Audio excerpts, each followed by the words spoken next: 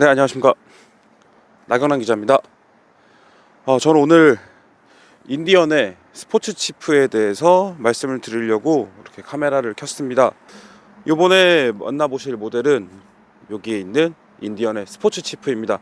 스포츠 치프는 지난해에 발매가 되었죠. 국내에도 지난번에 모토 이슈의 조건희 기자하고 같이 인디언의 치프 스탠다드형 모델이죠. 그냥 기본형 모델인 치프하고 그리고 이 치프 그러니까 스포츠 치프를 한꺼번에 가지고 나와서 바이크를 타봤었습니다. 여기서 말씀드릴 거는 일단은 인디언 모터사이클에 대해서 간략하게만 짚고 넘어갈게요. 인디언 모터사이클은 1901년도에 만들어진 미국 최초의 모터사이클 회사라는 게 공식적인 입장이기도 하고 사실입니다. 할리데이비스는 1903년도에 만들어졌고요. 실제로 아메리칸 크루저라고 우리가 이야기를 할 때 가장 핵심적인 요소가 되는 V형 2기통 엔진을 먼저 사용한 것도 인디언이었습니다. 할리데이비스는 그 뒤고요. 그리고 인디언의 가장 대표적인 모델을 꼽는다고 하면 인디언을 가장 대표하는 이름 딱 두 개. 여기 있는 치프하고 스카우트 딱 두 종이라고 볼 수 있을 것 같은데요. 그 이외에 지금 현재 챌린저도 있고 새로운 모델들이 계속해서 나오고는 있지만 인디언의 역사를 통틀어서 인디언이라는 모터사이클 회사의 가장 아이코닉한 이름은 결국엔 치프하고 스카우트일 겁니다. 인디언은 지난 2021년도에 발표를 했던 걸로 기억을 하고 있습니다. 왜냐? 인디언의 치프가 처음 등장했던 것이 1921년도 였거든요. 역사상 처음으로 치프라는 모델을 이름을 사용을 했었던 게 1921년도였고 그 이후에 100년이 지난 이후에 인디언이 치프를 새롭게 개선을 해서 내놓았습니다. 원래 치프 시리즈들이 갖고 있는 큰 특징, 그 이전 세대의 치프와 현행 치프와의 가장 큰 차이점은 사실은 이 앞쪽에 있는 프론트 팬더와 리어 팬더에서의 차이였습니다.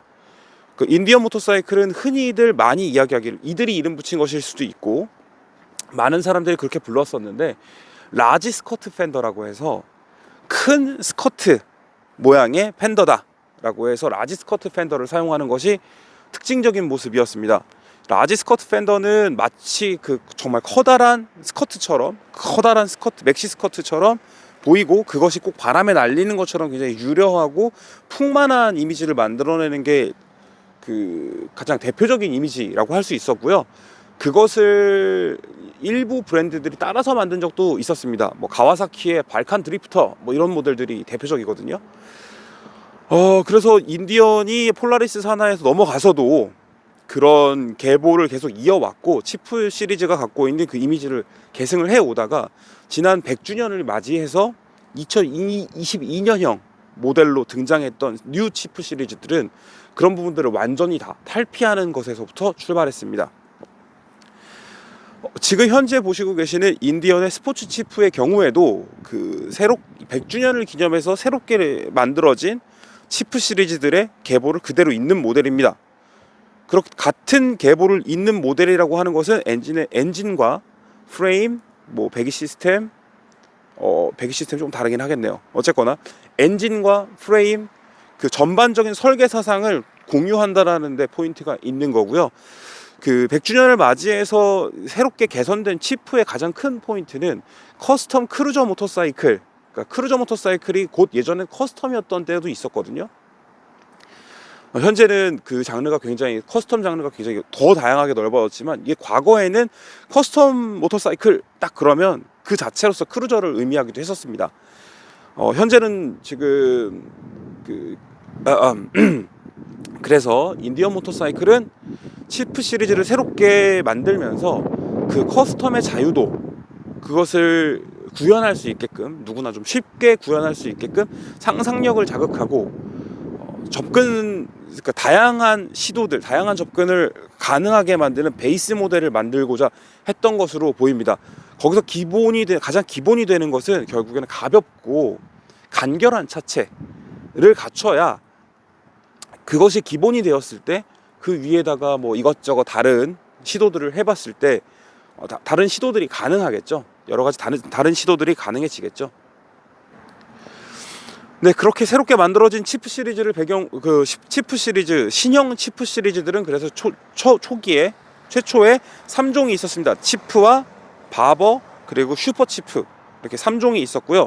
그냥 치프는 말 그대로 기본형의 모델, 가장 스탠다드 타입이라고 보시면 될 것 같고, 치프 바버는 바버 스타일의 모델, 그리고 슈퍼 치프의 경우에는 앞에 윈드스크린과 그 가죽 사이드백들을 장착해 놓은 투어링 대응성을 조금 더 확장해 놓은 형태의 모델이라고 보시면 될 것 같습니다. 각각의 모델들은 크루저 모터사이클 세계, 현재의 크루저 모터사이클 세계에서도 가장 강력하고 영향력이 큰 할리 데이비슨의 경우에도 각각의 대응되는 모델이 있다고 보실 수 있을 만큼 명백합니다. 저는 사실 그 부분에 있어서 인디언이 그들의 기본형 모델들, 각각의 갖고 있는 매칭이 되는 그 기본형 모델들과 비교했을 때 비교 우위에 있기 위해서 노력했던 부분들이 많이 보이거든요. 그것의 핵심은 결국엔 가벼운 차체, 그리고 가볍고 간결한 차체, 그것입니다. 여기 보이는 스포츠 치프의 경우에는 그 시리즈가 세대가 먼저 발표된 이후에 추가가 된 형제 모델입니다. 스포츠 치프라는 이름에서 눈치를 채실 수 있겠지만, 이 녀석의 경우에는 스포츠성을 가장 강조해 놓은 치프라고 보시면 되겠습니다. 스포츠성을 어떻게 강조했을까요? 스포츠성, 물론 이제 크루저 모터사이클의 스포츠와 우리가 흔히 알고 있는 모터사이클 세계에서의 스포츠 모터사이클의 스포츠는 좀 차이가 있겠죠. 그거는 분명합니다. 그것은 분명하지만 크루저 모터사이클로 스포츠 모터사이클링이 불가능하다, 저는 그렇게 생각하지는 않습니다. 왜냐하면 서로 장르가 다르더라도 모터사이클이라고 하는 기본 요건은 같습니다. 엔진이 있고 앞뒤 서스펜션이 있고요. 그렇기 때문에 생기는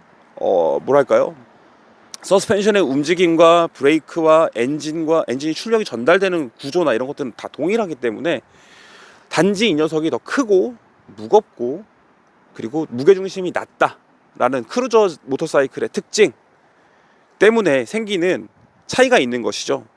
근데 그런 똑같은 전제 조건을 안고 있는 상태에서 스포츠 모터사이클링을 해본다 한다면, 스포츠 모터사이클링은 결국엔 얼마나 말을 잘 듣느냐라는 의미라고 저는 생각을 해요.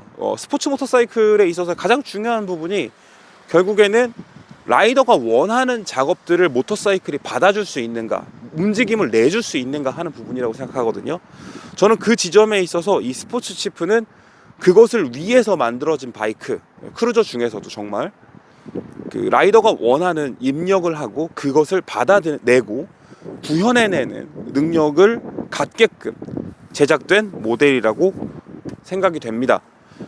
스포츠 치프의 외관을 일단 한번 보시면, 그 기존의 치프 시리즈들이 갖고 있었던, 그러니까 과거의 치프 시리즈들이 갖고 있던 모습하고 완전히 달라졌다는 부분은 기존의 새로운 치프 시리즈들에서도 이미 구현이 됐던 부분이지만, 3종의 현행 치프 시리즈들과 비교하더라도 이 스포츠 치프는 훨씬 더 젊고 그 스포티한 이미지가 갖춰져 있습니다. 저는 그렇게 보고 있어요. 여러 가지 포인트가 있겠지만 가장 중요한 포인트 중에 하나, 외관상으로 먼저 말씀을 드리면 아무래도 이 쿼터 페어링, 4분의 1에 해당되는 부분을 감싸고 있는 헤드라이트 커버를 겸하는 이 쿼터 페어링의 존재, 이 자체가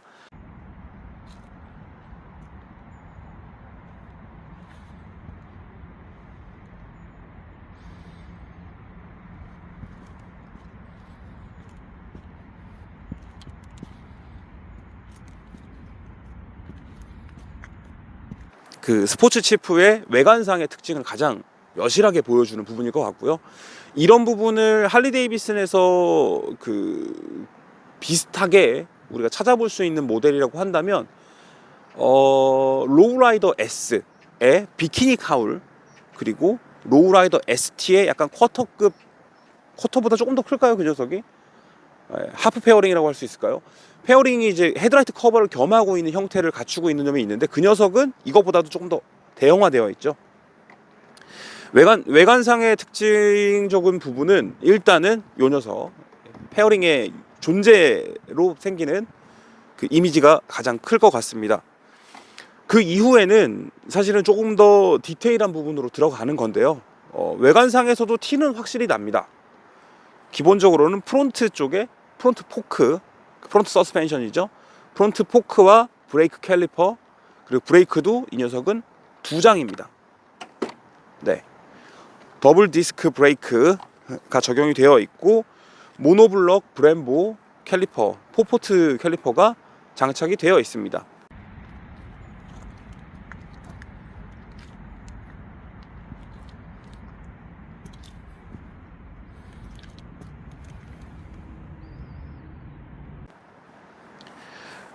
마찬가지로 리어에도 미국의 이제 서스펜션 회사, 사실은 서스펜션 이외에도 굉장히 많은 제품들을 만들어내고 있는데 인지도와 성능 측면에서도 워낙 인정을 받는 브랜드인데 국내에서는 많이 알려지진 않았던 것 같아요.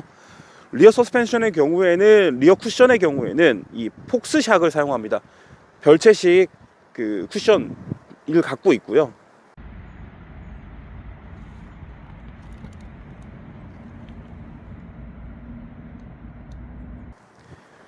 이것이 있고 없고의 차이는 사실은 굉장히 큽니다. 그 서스펜션이 갖고 있는 이 코일 오버 타입이죠. 이게 별채식이라고 말씀드리는 이 탱크가 없는, 가스 탱크가 없는 경우, 이 오일 탱크이기도 하죠. 요 녀석이 없는 경우에는 이 코일 오버 스프링 안에서의 움직임이 거의 제한되거든요.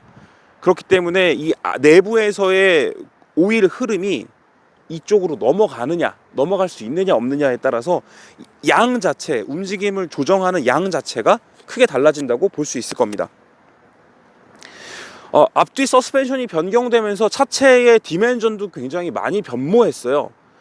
일단은 프론트가 도립식 포크, KYB의 도립식 포크를 사용을 하고 있는데 이 도립식 포크의 경우에는 인디언 모터사이클의 가장 최신형 모델이기도 하고 가장 강력한 모델이라고 할 수 있는 챌린저에 적용되었던 그 서스펜션입니다.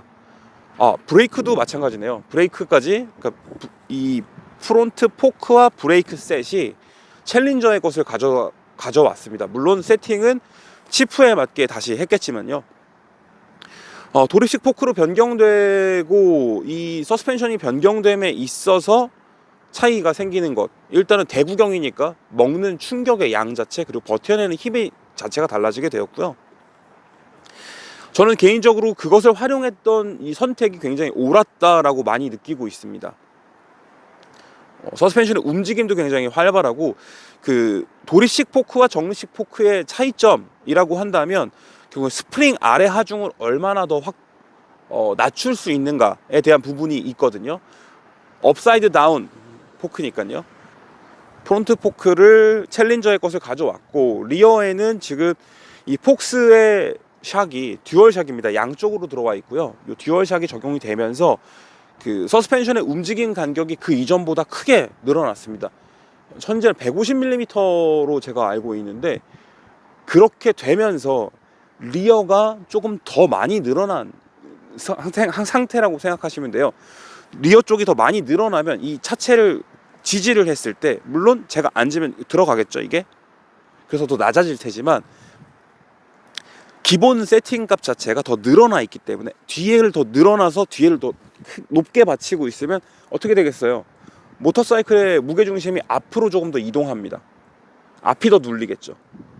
리어를 뻣뻣하게 버티고 있으니까 저쪽에서 조금 더 주저앉게 되는 것처럼요. 그렇게 함으로써 모터사이클의 무게중심 자체가 앞쪽으로 조금 더 이동을 해갖고 적극적인 하중 이동을 프론트에다가 가할 수 있고요. 그것을 통해서 핸들링과 코너링에서의 이점이 훨씬 더 많이 생겨나는 것 같습니다. 다른 기본 구성들은 거의 비슷하다고 보실 수 있는데, 이 서스펜션, 특히나 리어 쿠션이 변경되면서 현재 지금 가방 때문에 보이지 않고 있지만 이 그러니까 리어 펜더와 리어 타이어 사이의 공간이 굉장히 많이 넓어졌어요. 그것은 기존의 치프와 비교했을 때 특히나 더 확연하게 드러나는 부분입니다.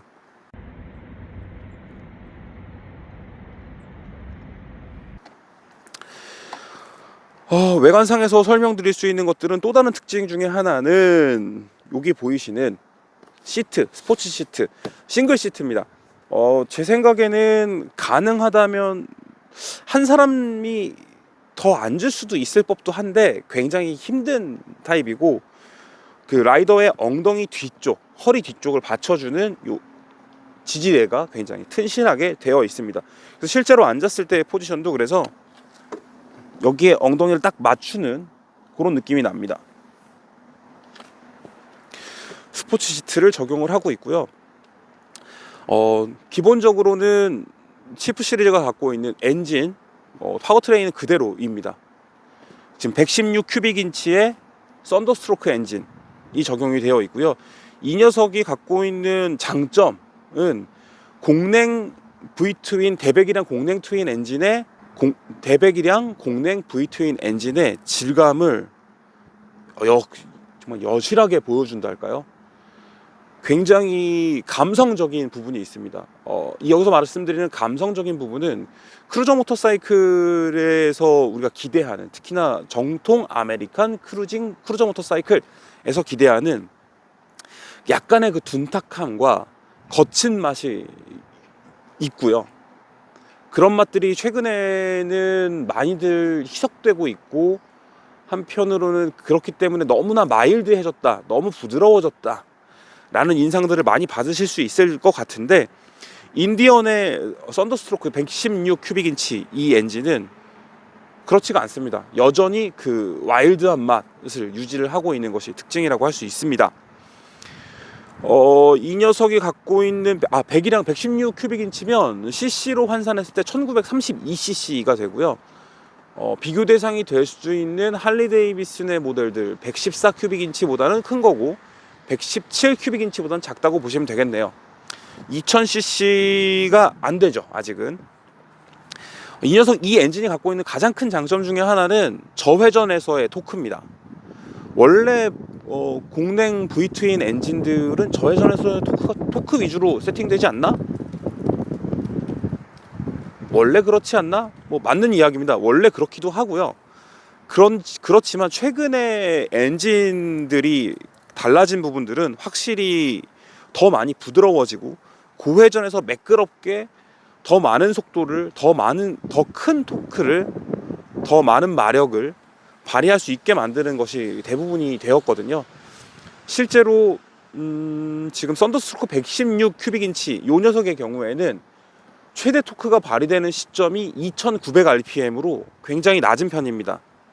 하지만 경쟁 모델이라고 할 수 있는 할리 데이비슨의 로우라이더 S는 4750rpm이었나 정도로 3500rpm인가? 3500rpm인 거네요. 3500rpm 정도로 600 rpm 정도가 더 높거든요.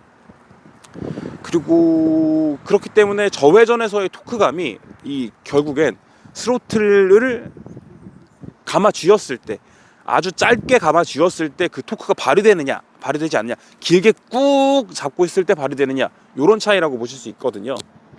그런 부분에 있어서는 이 인디언의 스포츠 시프가 주고 있는 강력한 토크감, 이건 누가 뭐래도 압도적입니다. 굉장히 발군입니다.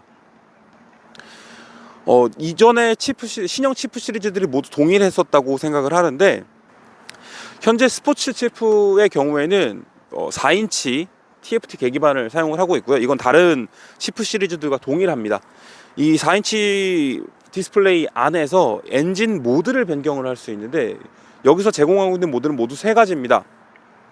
투어, 스탠다드, 스포츠, 이렇게 3종이고, 가장 부드럽고 악천 후 비가 내리거나 길이 미끄러울 때 사용하기를 권장할 만한 모드가 투어 모드고요. 이름 그대로 투어 모드이기 때문에 멀리 외곽으로 나가서 부드럽게 투어링을 할 때에는 그 투어 모드가 또 적절합니다. 특히나 이 녀석이 기본으로 크루징 기본 제공되고 있는 크루징 모드를 제공을 하고 있기 때문에, 크루징 모드를 사용하실 때는 투어 모드가 아무래도 좀 더 부드럽고 편하게 달리시기 좋을 것 같고요. 스탠다드 모드만 하더라도 이 녀석이 갖고 있는 특유의 와일드함과 강력한 토크를 체감하기에 부족함이 없습니다. 실제로는 정말로 이 이상으로 필요할까라고 생각이 들 정도라고 생각을 하는데요. 하지만 스포츠 모드를 넣고 나면 완전히 그 와일드함이 훨씬 더 배가 되는 것 같아요. 스포츠 모드를 넣으면은 정말 뭐랄까요? 이거를 외국 사람들이 표현하기엔 크리스피하다 뭐 이렇게 얘기하는데 바삭바삭합니다. 정말 바닥바닥하게 따라오는 그런 엔진의 출력들, 토크, 그것을 바탕으로 굉장히 즐겁고 경쾌한 라이딩을 즐길 수 있다. 그리고 그 강력한 토크에 깜짝 놀라실 수도 있을 만큼 강력한 토크 때문에 놀라실 수도 있습니다. 자, 그러면은 바이크를 타고 또 달려보도록 하겠습니다.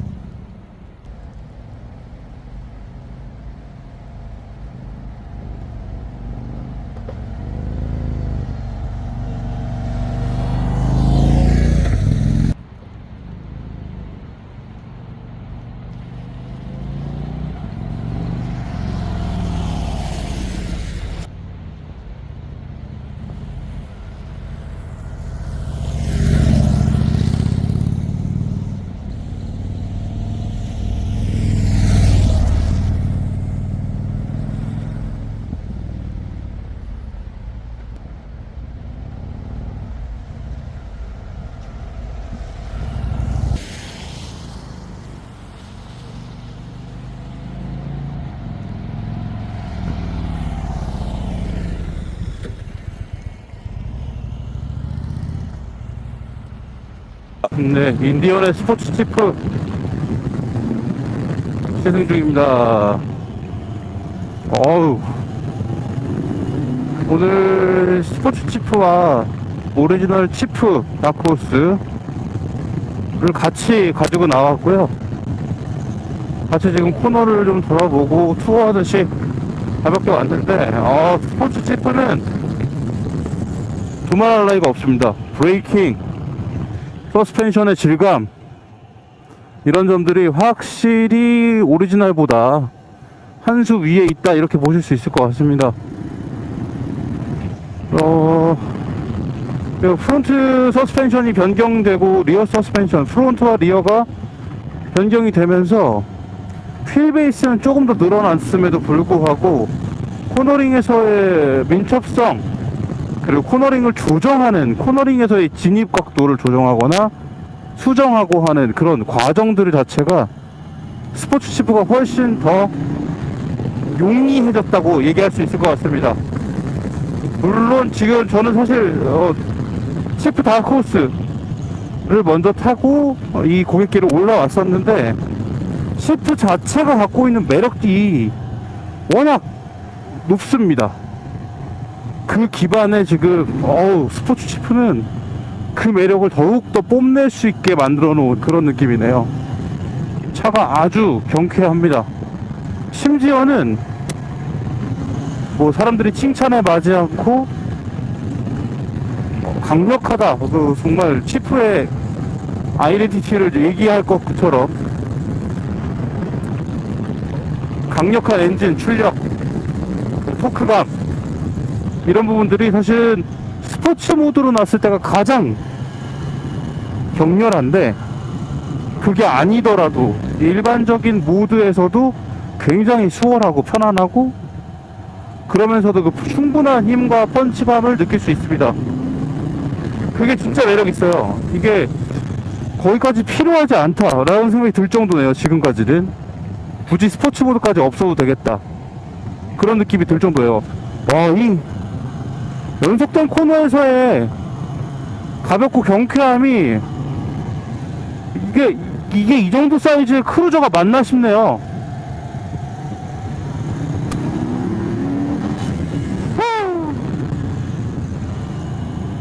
힘이 있어, 확실히.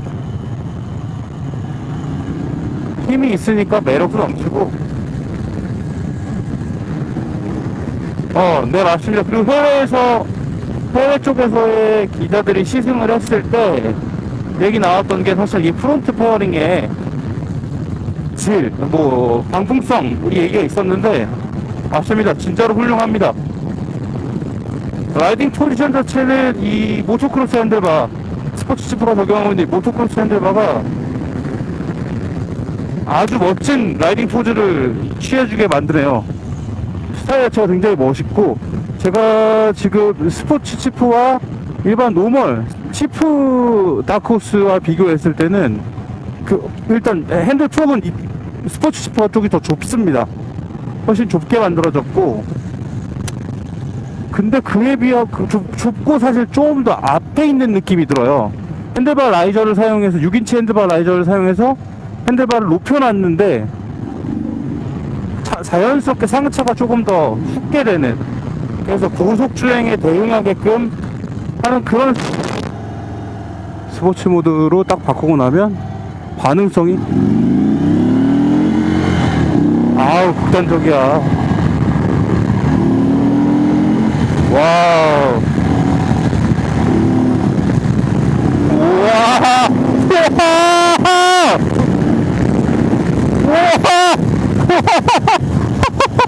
우와. 오. 저기 스포츠 모드를 넣으면 인디언 치프 시리즈는 그냥 크루저가 아니라 퍼포먼스 크루저가 돼버려요. 우와. 이 저회전에서 3000rpm 정도 중간에서 나오는 이 토크가 되게 빨라요. 물론 지금은 4000rpm 가까이 돌리고 있는 상태인데, 와 놀랍다. 엄청납니다. 엄청나.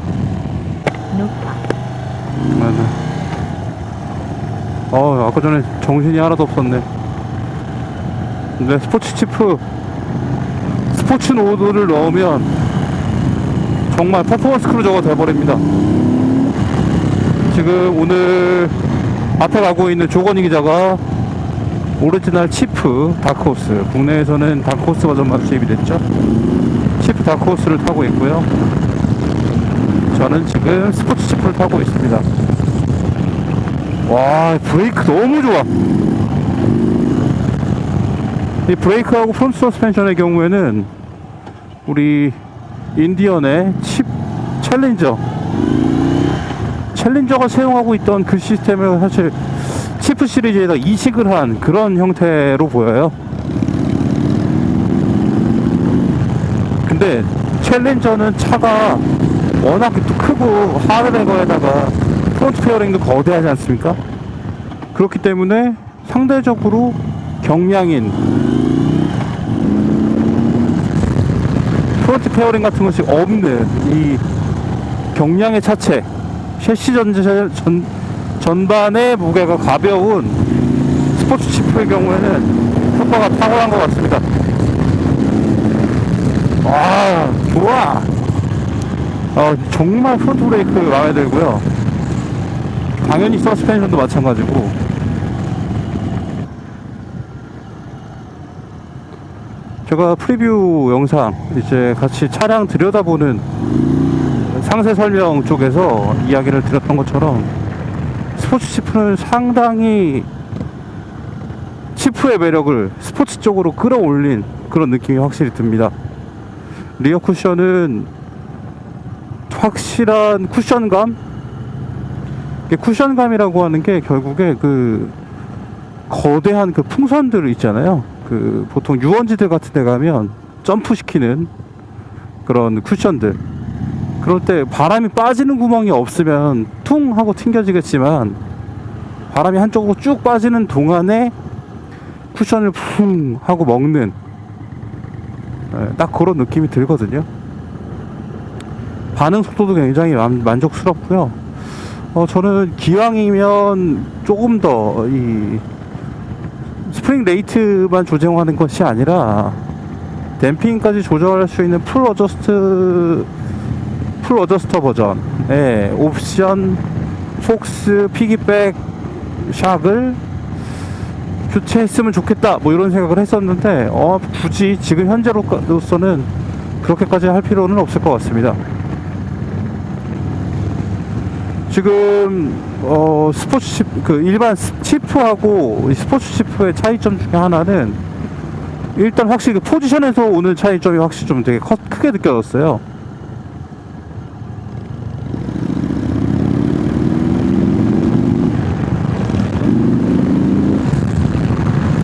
상대적으로 치프 쪽이 핸들바가 좌우로 더 넓고,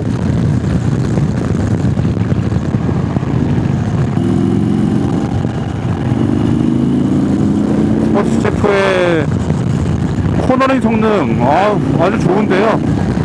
사실은 코너링 린 앵글 자체의 한계는 그 기존의 치프 시리즈보다 깊은 린 앵글을 보여주기는 하지만 어디까지나 크루저 모터사이클의 한계를 벗어나진 못합니다. 많이 기울이게 되면 금방 그 풋패드의 뱅킹 센서가 긁히게 되고요. 근데 그럼에도 불구하고 스포츠 치프를 정말 칭찬하고 싶은 건 프론트샷, 브레이크 최고예요.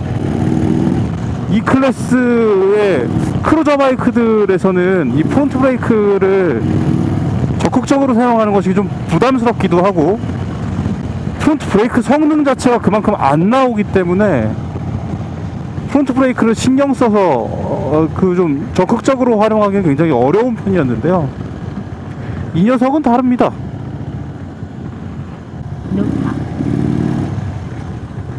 네, 지금 차들이 많아가지고 차량이 없는 쪽으로 이동을 했는데요.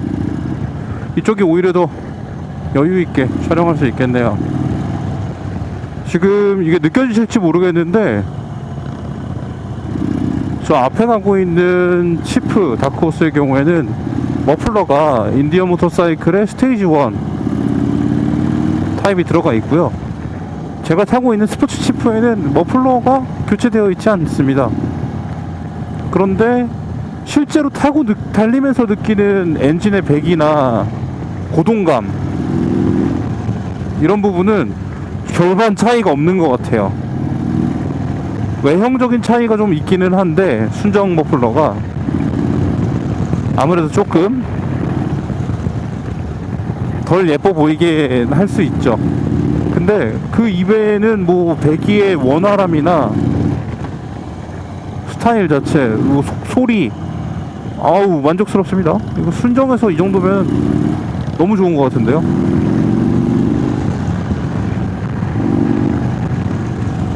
무엇보다도 만족스러운 것이 결국 진짜 이 프론트 브레이크와 조절 도구라고 할 수 있는 프론트 서스펜션이 정말 매력이 있습니다. 저기 아주 전망 좋은 전망대로 올라가고 있는데 아메리칸이네요. 우리도 아메리칸인데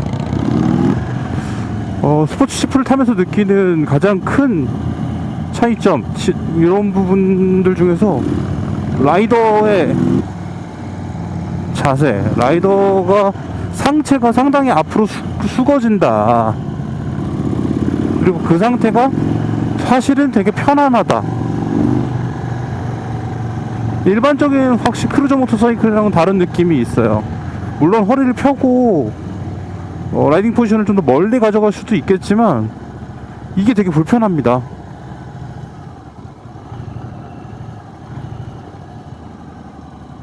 오, 느닷없는 오프로드.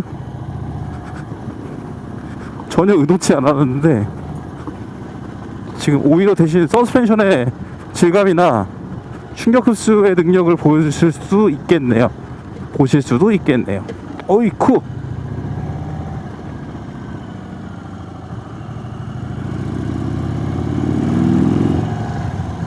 네, 지금 차들이 많아가지고 차량이 없는 쪽으로 이동을 했는데요. 이쪽이 오히려 더 여유있게 촬영할 수 있겠네요. 지금 이게 느껴지실지 모르겠는데 저 앞에 가고 있는 치프 다크호스의 경우에는 머플러가 인디언 모터사이클의 스테이지 1 타입이 들어가 있고요. 제가 타고 있는 스포츠 치프에는 머플러가 교체되어 있지 않습니다. 그런데 실제로 타고 달리면서 느끼는 엔진의 배기나 고동감, 이런 부분은 별반 차이가 없는 것 같아요.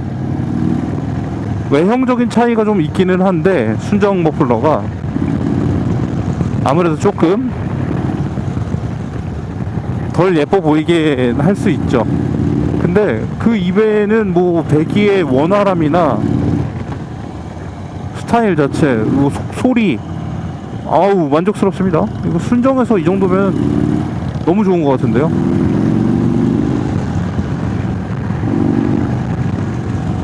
무엇보다도 만족스러운 건 결국에 진짜 이 프론트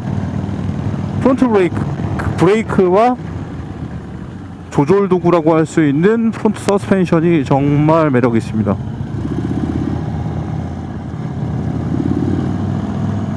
어잉? 미군 부대차인가?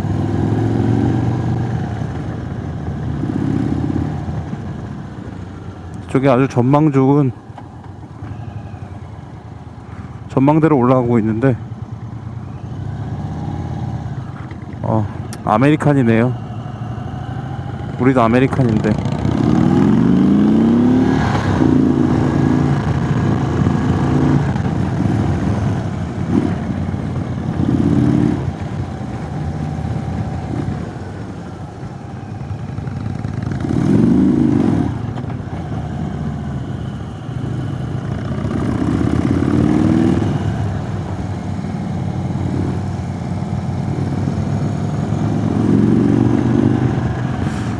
스포츠 치프를 타면서 느끼는 가장 큰 차이점, 이런 부분들 중에서 라이더의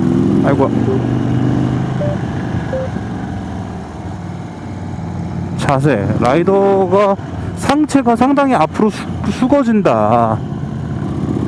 그리고 그 상태가 사실은 되게 편안하다. 일반적인 확실히 크루저 모터사이클이랑은 다른 느낌이 있어요. 물론 허리를 펴고 라이딩 포지션을 좀 더 멀리 가져갈 수도 있겠지만, 이게 되게 불편합니다.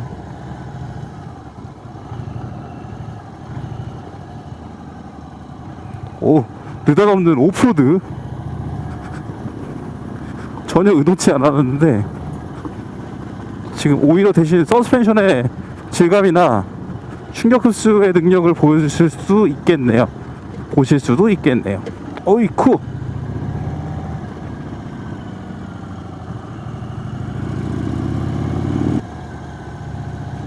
이렇게 불규칙한 길에서도 쿠션이 흡수해주는 능력이 확실히 있어요. 한계치 자체, 그리고 서스펜션 트래블 자체가 길기 때문에 그 충격의 양 자체를 받아주는 양 자체도 좀 다른 것 같고요.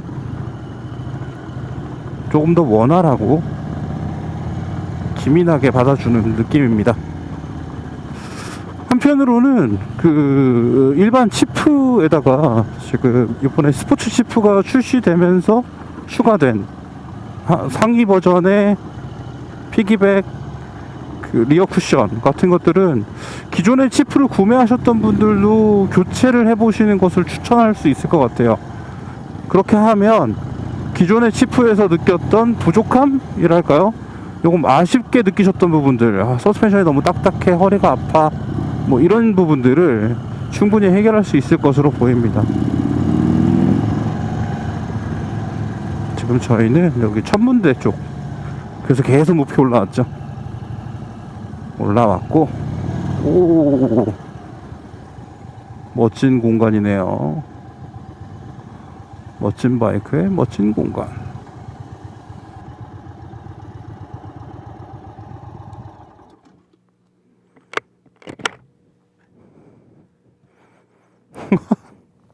올라오면서 미군들 만났는데, 미군도 있었고 우리 군인들도 있었고, 유나이티드 스테이츠, USA, USA. 와, 여기 멋지다. 네, 지금 촬영 마치고 복귀하는 길입니다. 아까 같은 길을 가니까 앞에 가고 있는 게, 지금 조건희 기자가 타고 있는 게 스포츠 치프이거든요. 서스펜션의 움직임을 좀 비교가 됐으면 하는데, 오, 오프로드 무서워. 허허. 아주 그냥 활기찬 엔진과 토크 좋습니다. 확실히 지금 치프 다크호스 치프 쪽이 서스펜션의 트래블이 조금 짧은 게 약간 티가 나는 느낌이 있네요. 특히나 이렇게 흙길, 뭐 약간의 오프로드라고 할 수는 없지만, 네, 임도에서 서스펜션 충격이 들어가는 그 범위 자체가 좀 다른 느낌이 있네요. 기본적으로 엔진의 필링이 되게 동일하고 두 모델 간에 기어비 차이 같은 것이 전혀 없기 때문에 달리는 질감 자체는 거의 비슷하다고 볼 수 있을 것 같습니다.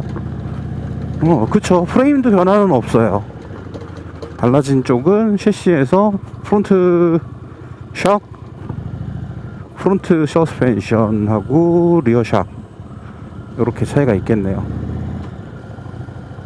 프론트가 이제 먹어 들어갔을 때 얘는 확실히 그 반발이, 서스펜션의 반발이 들어갔다가 나오는 느낌이 확실히 좀 강하거든요.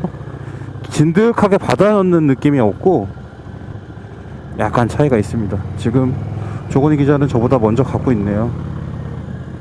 사실 저 개인적으로 이 치프 스탠다드 모델이 굉장히 만족스러웠었는데, 스포츠 치프는 그보다도 한 수 위의 느낌이 확실히 있네요.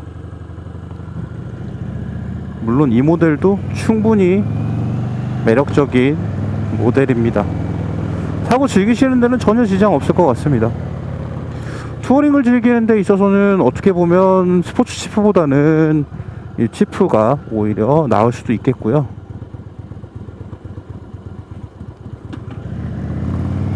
그런데도 불구하고 기본적으로 스탠다드 타입의 크루저, 그러니까 크루저의 표준형에 가깝게 만들어졌기 때문에 투어링 편의성이 굉장히 높다 이렇게 말씀드릴 수도 사실 없습니다. 그렇게 생각하신다면 인디언 내에서는 이보다 위의 급의 그 투어링 사양들을 갖추고 있는 모델들, 치프테인이라든가 엔진은 순행이지만 챌린저 같은 모델, 아니면 빈티지 모델들, 예, 빈티지 특유의 그 이전 세대의 치프 시리즈에서 자랑하는 아름다운 라지 스커트 팬더가 있는 그런 모델들이 조금 더 투어링에는 적합할 듯 합니다. 기본적으로 정말 아름답게 예쁘게 곡선을 그려내는, 코너링 곡선을 정말 예쁘게 그려줘요. 가파르게 깎아지르는 듯이 코너링을 들어가는 것은 아니고요. 조금 부드럽고 긴 홀을 그리는 느낌으로 달릴 수 있습니다. 엔진 모드 차이는 그 치프 시리즈, 현행 치프 시리즈들이 모두 동일한다고 느끼는데요. 스탠다드로도 사실 충분합니다. 차고 넘치는 감각, 언제든지 퍼포먼스를 즐길 수가 있는 그런 스타일이고요. 조금 더 적극적으로 그 스포츠를 즐기겠다라고 하면 스포츠 치프가 맞겠지만, 그렇지 않다, 나는 그냥 일반적인, 지금도 프론트가 약간 튀는 게 느껴지죠? 아이고, 지금 이렇게 떨리는 소리는 사실 지금 이게 스마트 키가 앞에 매달려 있어가지고 나는 소리고요.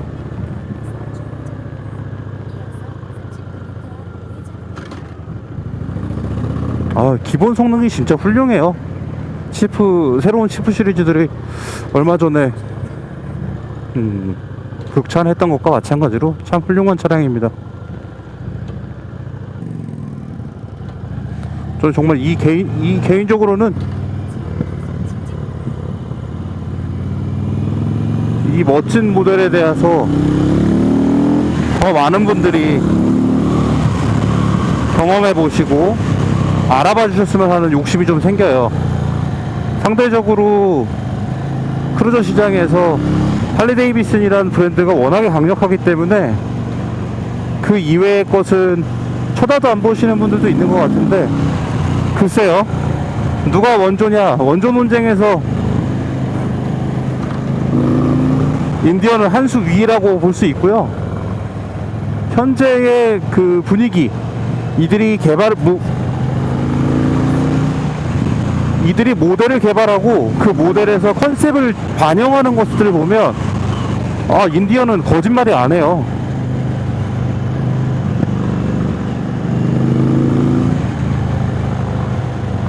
아주 즐겁습니다.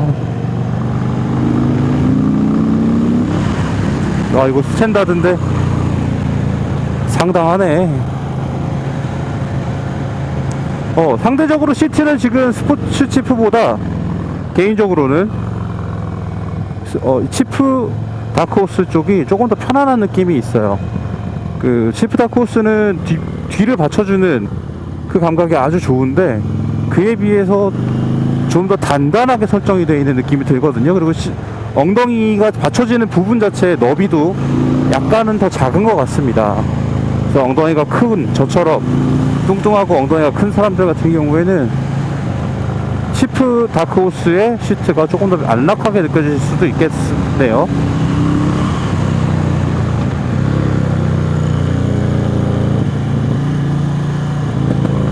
네, 치프 다크호스는 역시 코너링을 들어갈 때 전형적인 크루저의 감각으로 타게 됩니다. 몇 번 시도를 해봤는데, 리어 중심으로, 리어에 엔진 브레이크가 걸리고 리어 중심으로 돌게 되는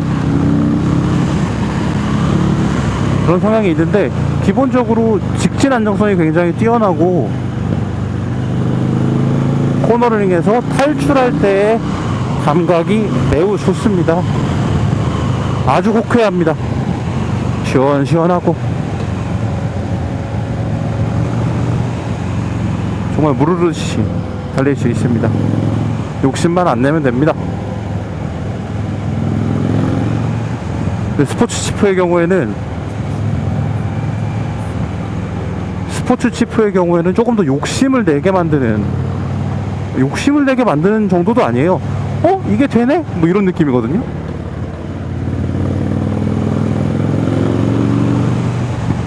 그 모터사이클의 전후 무게 배분과 실제 그 만들어진 상태에서의 무게 배분도 그렇지만, 우리가 브레이크를 쓰고 그 무게가 앞으로 이동하고 뒤로 이동하고 하는 이 과정들에서의 즐거움이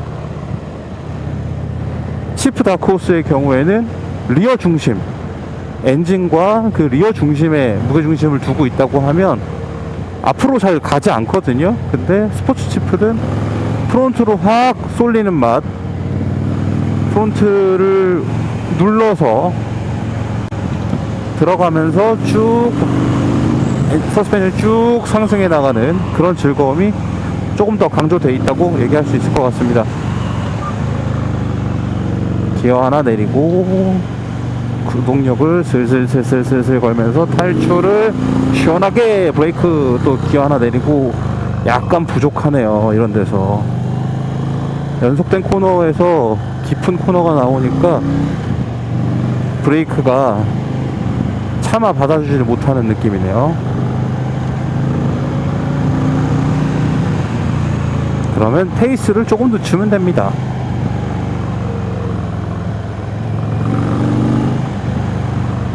그래도 충분히 즐겁네요.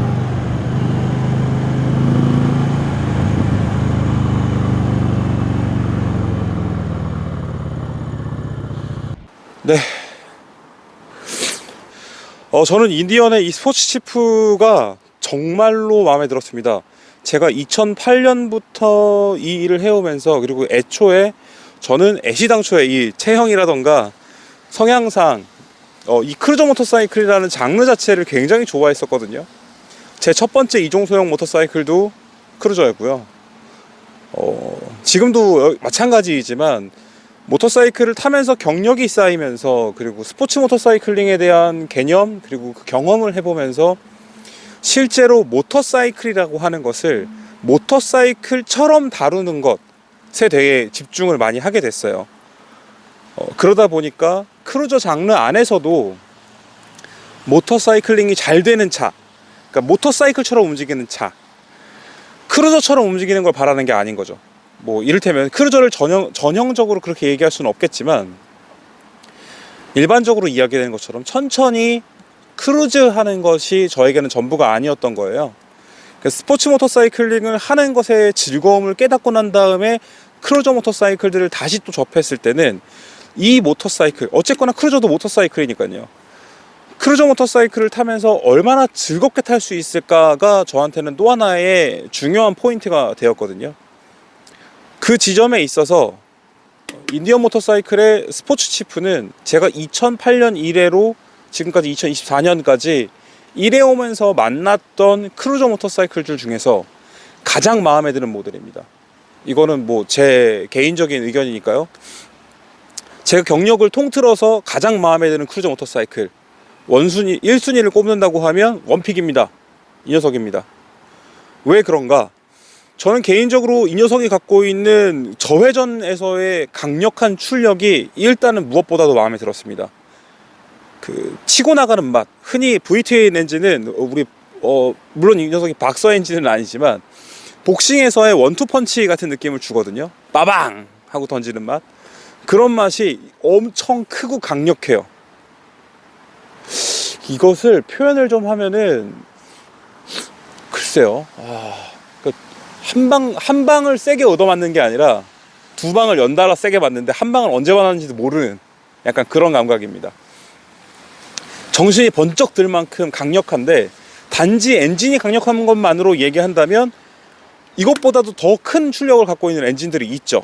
아까도 말씀드렸지만 할리 데이비슨의 117 큐빅인치의 미러키 8이라든가 아니면 그거보다 좀 배기량이 더 커지는, 지금 계속해서 배기량이 커지고 있어서 121까지 넘어온 걸로 제가 알고 있는데, 더 강력한 엔진들이 있죠. 심지어는 뭐 순행 엔진을 따지고 보면 개인적으로는 두카티의 엑스디아베 같은 모델도 정말 좋아하는 모델이었습니다. 굉장한 출력이 있었거든요. 하지만 그들이 갖지 못한 매력은 이 가벼운 차체. 상대적으로 얘가 가장 가볍다는 것도 아니에요. 근데 가볍게 느껴지도록 만들었다는 것, 경쾌하게 느껴지도록 만들었다는 지점에서 스포츠 치프의 가치는 압도적이었습니다. 어디까지나 개인적인 의견이니까요. 그리고 개인적으로는 개인적인 얘기는 그만하고, 저는 사실 이 모델의 진가를 어떤 분이 알아봐 주실 수 있을까에 대한 고민을 되게 많이 했습니다. 왜냐하면 저희가 책에서 모터사이클 리뷰를 쓸 때에도 과연 이 모델은 어떤 사람에게 어울릴까, 어떤 사람들이 좋아할까, 어떤 사람들에게 팔고 싶어서 메이커들이 만들었을까 같은 고민들을 많이 하게 되거든요. 제가 생각할 때 이 인디언의 스포츠 치프의 경우에는 기존의 크루저 모터사이클들을 아주 오랫동안 타보셨던 모든 분들, 스포츠 스타일이 아니어도 상관없습니다. 대형 투어링 모터사이클, 그리고 항상 최대 배기량을 갖고 있던 CVO를 타셨던 분들의 경우에도 마찬가지고요. 모든 크루저 모터사이클을 타보셨던 분들이 꼭 한번 타보고 경험해 보시기를 추천드립니다. 이게 맞지 않으실 수도 있지만 경험해 볼 만하다. 경험해 보면 이들이 어떤 식으로 만들었는지, 이 감각이 어떤 건지, 다른 감각을 한번 맛보는 거죠. 그들에게 일단 첫 번째로 권하고 싶고요. 두 번째는 압도적인 퍼포먼스를 갖고 있는 기함급 모델들을 소유하신 분들, 그리고 소유 혹은 타보셨던 분들에게 또 권하고 싶습니다. 여기서 말씀드리는 기함급 모델은 제가 좀 생각을 해봤거든요. 이거만큼 강력한 모델이 뭐가 있을까? 제가 꼽았던 모델은 스즈키의 하야부사, 혼다의 골드윙 같은 모델입니다. BMW의 K1600 GTL도 마찬가지가 되겠네요. 배기량이 크고, 어쩌면 제가 안 타봤지만 많이들 압도적이다라고 칭찬에 맞지 않았던 트라이엄프의 로켓3 같은 모델도 경쟁 모델 중에 하나라고 생각하고, 그것을 타보셨던 분들이라면 이 녀석을 타보시고 본인이 탔던 바이크, 타봤던 모터사이클과 인디언의 스포츠 지프가 어떻게 다른지, 그 맛이 어떻게 다른지를 꼭 한번 느껴보셨으면 해요. 이를테면 그 하야부사의 경우에는 어딘가로 빨려드는 것 같은 가속감이 있죠. 제가 느낄 땐 그렇습니다. 표현하자면 그런 건데요. 엄청난 속도, 직렬 4기통 엔진의 고회전으로 엄청난 속도를 내는데 그 가속감 자체가 어딘가 진공 상태에서 어딘가로 빨려 들어가는 느낌이 난다고 저는 생각을 했어요. 근데 반면 혼다의 골드윙 같은 경우에는 제가 흔히 표현을 며칠 전 작고 하셨다는 소식을 들었던 드래곤볼의 작가 토리야마 아키라가 그렸던 만화를 떠올리시면 좋을 것 같아요. 드래곤볼에서 근둔이 날아갈 때의 느낌, 혹은 에네르기파를 쐈을 때 이것이 지나가고 난 다음에 그 후폭풍으로 약간 다른 모든 것들이 빨려 들어가는 것 같은 그런 가속감이 있잖아요. 쑥 하고 가고 오 따라 들어가는 것 같은 그런 감각, 대포알 같죠. 근데 인디언의 스포츠 지프는 그들과 비교했을 때 뭐 비슷한 토크를 갖고 있다, 비슷한 가속 감각을 갖고 있다? 아니고요. 전혀 다르지만 이 녀석은 마치 나가는 느낌으로는 정말 던져버리는 느낌이 있어요. 사람을 정말로 바깥으로 던진다는 게 아니라 던져지는 느낌이 있는데, 그 감각이 뒤에서 더 한 번 더 맞춰주는 느낌? 언제 맞았는지 모르는 펀치 같은 얘기예요. 두둥. 근데 이게 흔히들 이야기하는 아메리칸 크루저들 혹은 크루저 모터사이클들이 거의 대부분 그런 느낌을 준다고 생각을 합니다. 근데 최근에 느끼는 할리 데이비슨의 경우에는 특히나 엔진의 질감이 엄청나게 부드러워졌다고 느끼거든요. 그래서 고회전이 말끔하게 나오고 이전에는 상상하지 못했던 스피드가 너무나 쉽고 부드럽게 나와요. 엔진이 도는 소리 자체도 그렇고 더 이상 그 옛날 같은 그 철마의 느낌보다는 굉장히 잘 단련되고 다듬어진, 이를테면 잘 단련된 말 같은 느낌이랄까요? 말도 잘 듣고요, 부드럽고 기품 있게 달려요. 근데 제가 바랬던 크루저 모터사이클에서의 감각은 그런 건 아니었거든요. 와일드함, 그게 뭐 시기에 맞지 않을 수도 있겠지만, 때와 장소에 맞지 않을 수도 있겠지만, 당당하고 강력하고 그리고 약간은 뻔뻔한 맛도 있어야 된다고 생각해요. 크루저라면. 남들이 뭐라고 하던 간에 난 나의 길을 간다 라고 좀 주장할 수 있는 분들이 크루저 모터사이클을 또 좋아한다고 생각을 하기도 하고요. 제가 그렇게 좋아하는 것도 있고요. 그런 의미에서 보면 이 녀석은 사실상 야생마에 가깝습니다. 물론 모드를 변경하면, 모드만 변경해도 굉장히 다루기 편해져요. 근데 스포츠 모드로 완전히 고삐를 풀어놓고 나서 경험해보면 야, 살아있네, 이런 감각이 크루저 모터사이클의 매력이었지, 이런 감각 때문에 내가 크루저 모터사이클을 좋아했었지 라고 하는 생각이 다시금 불러오게끔, 그런 생각을 불러오게끔 하는 모델이었습니다. 정말 마음에 드는 부분들 중에 하나는 지금 가속감에 집중해서 말씀을 드렸지만 차체 밸런스와 차체를 다루는 데 있어서의 조작 감각이 또 굉장히 우수했어요. 무엇보다도 프론트 브레이크가 굉장히 큰 역할을 하는데요. 프론트 브레이크가 굉장히 강력합니다. 흔히들 크루저 모터사이클은 프론트 브레이크 쓰는 거 아니야 라고 얘기하시는 분들도 제가 몇 번 봤는데, 대형 크루저 모터사이클들은 이 질량 집중이 사실상 이 뒤쪽에 가 있고 앞쪽 무게가 너무 많이 나가다 보니까 프론트 타이어가 감당할 수 있는 최대치의 제동력이 한계가 있을 수밖에 없습니다. 가던 힘, 관성대로 가서 브레이크를 당기면 차체의 무게가 프론트 서스펜션으로 실려서 꽂히는 게 아니라 앞으로 뻗어있는, 프론트 포크가 앞으로 뻗어있는 타입이기 때문에 이걸 받아주다가 미끄러지는 거죠. 그렇기 때문에 리어 브레이크를 함께 사용하는 것을 권장하고, 어떤 일부 분들은 리어 브레이크만 사용해야 된다라고 얘기하시는 분들도 있었는데요. 이 녀석은 전혀 그렇지 않습니다. 물론 리어 브레이크를 함께 활용하는 것들은 중요해요. 왜냐하면 차체 무게중심을 낮춘 상태에서 프론트 브레이크를 썼을 때 더 정확하고 내가 원하는 만큼의 브레이크를 걸 수 있거든. 근데 어쨌거나 이 녀석이 갖고 있는 브레이크 시스템의 강력함은 걸어보면 알아요. 꽤나 가속이 있는 상태에서, 당연히 직진 상태였을 거죠. 직진 상태로 가다가 프론트 브레이크를 강하게 걸면 서스펜션을 수축시키는 그 조절 도구로서 이것의 양이나 감각을 느낄 수가 있고, 조금 더 강하게 건다면 당연히 ABS가 작동을 하지만 프론트 타이어가 그 제동 한계에 부딪히는 소리가 들려요. 끄크크 하고선 들어가는 소리가 들려요. 그러면 놔줘야겠죠. 살짝 풀어주던가. 그 전에 그렇게 계속해서 끝까지 당기고 있다면 ABS가 작동을 하겠지만, 그것을 피하고 싶다면, 스스로 조작하는 것을 더 즐기신다면 프론트 브레이크를 걸었다가 그 한계 지점에 가까운 상태를 아시고 풀면서 다시 가속을 해나가는 그런 방식으로 타시면 좋을 것 같아요. 이 모델은 저는 지금도 개인적으로 지금 좀 전에 말씀드렸다시피 제가 타봤던 크루저 모터사이클 중에 가장 마음에 드는 모델로 꼽을 수 있기 때문에 개인적으로도 무척 타고 싶은 모터사이클입니다. 하지만 이제 가격적인 부분이 약간 걸림돌이 됩니다. 저는 돈을 많이 벌지 못하고 있기 때문에 현재 스포츠 치프의 판매 가격인 3,890만 원이라는 가격표를 받아들이기가 사실 쉽지가 않습니다. 다른 많은 것들을 포기해야 선택할 수 있는 금액이지만,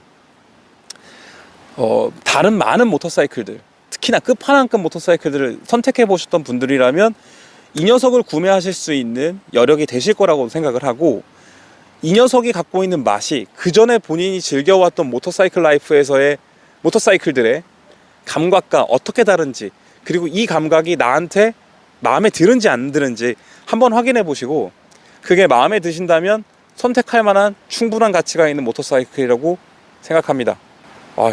말을 너무 많이 했네요. 네, 어쨌거나 인디언 모터사이클의 스포츠 치프에 대한 시승기, 그리고 디테일에 대한 설명들, 이것들을 여기서 이제 마무리하려고 하는데요. 무엇보다도 이 모터사이클을 이미 선택하신 분들, 혹은 앞으로 선택하실 수 있는 분들에 대한 부러움이 무엇보다 크네요. 제가 이것을 갖지 못한 것에 대한 아쉬움은 그분들이 이 녀석을 좀 더 잘 즐기시면서 즐거운 모터사이클 라이프를 영위하실 수 있길 바라는 마음을 가져봅니다. 그럼 여기까지고요. 저는 다음에 또 최대한 열심히 해서 또 만나 뵙도록 하겠습니다. 감사합니다.